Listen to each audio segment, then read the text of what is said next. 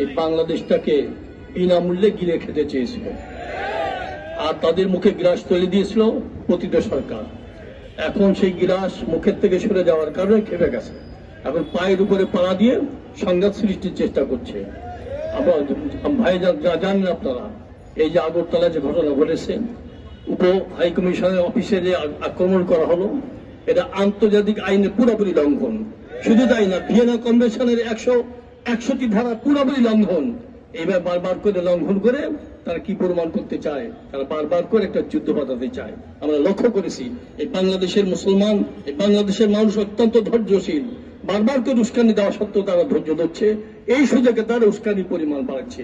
তবে একটা কথা ভারতকে জানা দরকার, এই বাংলাদেশের মানুষ ধৈর্যশীল, ধৈর্য ধরতে পারে, কিন্তু একবার যদি জালেমদের বিরুদ্ধে ফুঁসে ওঠে তখন কিন্তু জালেমের টিকে থাকতে পারে না।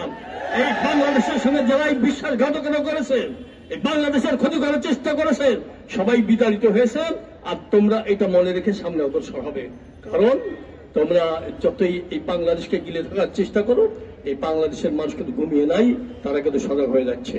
এই জন্য যে ঘটনা ঘটিয়েছে আমরা তীব্র নিন্দা জানাই। বিশেষ করে বাংলাদেশ সরকারকে বলতে চাই, অন্তর্বর্তীকালীন সরকার বলতে চাই, ওরা যদি আমাদের হাই কমিশনারদেরকে নিরাপত্তা দিতে ব্যর্থ হয়, আপনারা প্রত্যাহার করে নিয়ে আসুন। আর ভারতকে স্পষ্ট ভাষায় এই বাংলাদেশ কাছে ক্ষমা চাইতে হবে। তার হয়ে ভারতের রক্ষা নাই, শেষ নাই। আমরা কিন্তু আর ধৈর্য ধরতে পারতেছি না। এই বাংলাদেশ নিয়ে সিনেমিনি খেলা আমরা দেখতে চাই না। তো আজানের সময় হয়ে গেছে, এখন মিছিল শুরু হবে। আপনাদেরকে ধন্যবাদ জানাই। আগামীতে যে কোনো আহ্বান আসলে আপনারা সাড়া দিবেন, এই আশাবাদ ব্যক্ত করি।